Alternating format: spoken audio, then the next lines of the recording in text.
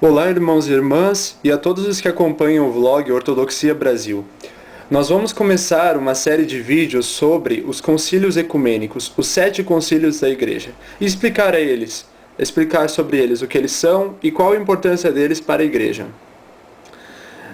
Bom, após o cristianismo se tornar religião oficial do Império Romano, através de Constantino, após ele ter ganhado tolerância, após ele ter ser favorecido, a igreja organizou vários sínodos ou concílios que serviam para reunir os bispos, os sucessores dos apóstolos, e debater e reafirmar a fé que foi pregada por Cristo aos seus apóstolos, para combater as heresias que apareciam e as falsas ideias que não tinham muito a ver, que não tinham nada a ver, aliás, com a fé que os primeiros cristãos viviam. A vida da igreja no período inicial bizantino é dominada pelos 7 concílios ecumênicos. Estes concílios preencheram uma tarefa dupla. Primeiro, eles esclareceram e articularam a organização visível da igreja, tornando clara a posição das 5 grandes sedes ou patriarcados, como vieram a ser conhecidos. Segundo, e mais importante, os concílios definiram de vez por toda os ensinamentos da Igreja sobre as doutrinas fundamentais da fé cristã, a Trindade e a Encarnação. Todos os cristãos concordam em encarar tais coisas como mistérios, os quais se encontram além da linguagem e compreensão humanas.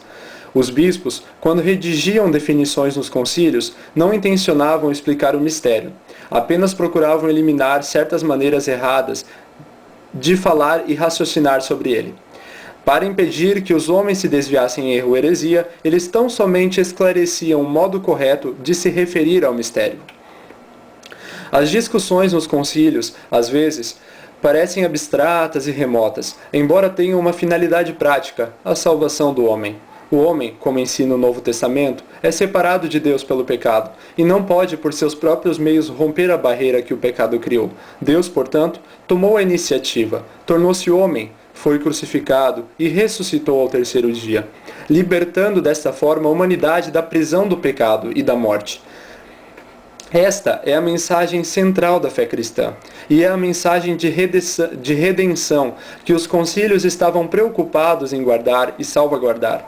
As heresias eram perigosas e exigiam condenação, pois prejudicavam o ensinamento do Novo Testamento, criando uma barreira entre o homem e Deus, tornando assim impossível para o homem atingir a salvação total.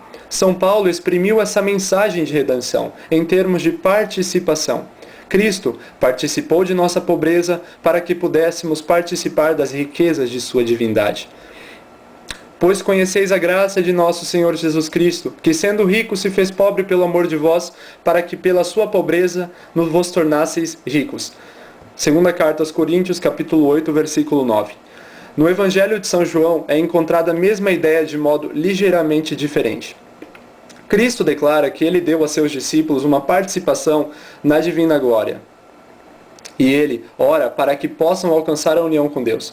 Eu lhes tenho transmitido a glória que me tens dado para que sejam um como nós o somos, eu neles e tu em mim, a fim de que sejam aperfeiçoados na unidade, para que o mundo conheça que tu me enviaste e os amaste como também amaste a mim. João 17, 22. Os padres gregos tomaram este e outros textos similares em seu sentido literal e ousaram falar da deificação ou santificação do homem, do grego, theosis. Se é para o homem participar da glória de Deus, eles dizem, se é para que sejam aperfeiçoados na unidade com Deus, isso significa de fato que o homem precisa ser deificado, santificado. Ele é chamado para tornar-se, pela graça, o que Deus é por natureza. A este respeito, Santo Atanásio resumiu a finalidade da encarnação com o seguinte: Deus tornou-se homem para que possamos nos tornar Deus. Assim, se este tornar-se Deus, esta theosis, é possível, Cristo, o Salvador, deve ser ambos, completamente homem e completamente Deus. Ninguém a não ser Deus pode salvar o homem, portanto, se Cristo é quem salva, ele deve ser Deus. Mas apenas se ele for verdadeiramente homem, como somos, podemos nós homens participar naquilo que ele fez por nós. É firmada uma ponte entre Deus e o homem, pelo Cristo encarnado, homem e Deus. E acrescentou, em verdade vos digo, que vereis o céu aberto e os anjos de Deus subindo e descendo sobre o Filho do Homem. João 1, 51. Não apenas os anjos usam aquela escada, mas toda a raça humana. Cristo deve ser completamente Deus e completamente homem. Cada heresia, a seu tempo, nega alguma parte dessa afirmação vital à fé cristã. Ou Cristo foi criado menos que Deus, o arianismo, ou sua humanidade era tão afastada de sua divindade que ele tornou-se duas pessoas em vez de uma, nestorianismo. Ou ele não era apresentado como verdadeiramente homem, monofisismo, monotelismo. Cada concílio defendia esta afirmação. Os dois primeiros, ocorridos no século IV, concentraram-se na primeira parte, de que Cristo deve ser completamente Deus, e formularam a doutrina da Trindade. Os 4 seguintes, no século V, VI e VII, concentraram-se na segunda parte, a plenitude da humanidade de Cristo, e também procuraram explicar como humanidade e divindade podiam ser unidas numa única pessoa. O sétimo concílio, em defesa dos santos ícones, parece à primeira vista afastado da questão, mas como 6, estava basicamente relacionado com a encarnação e a salvação do homem.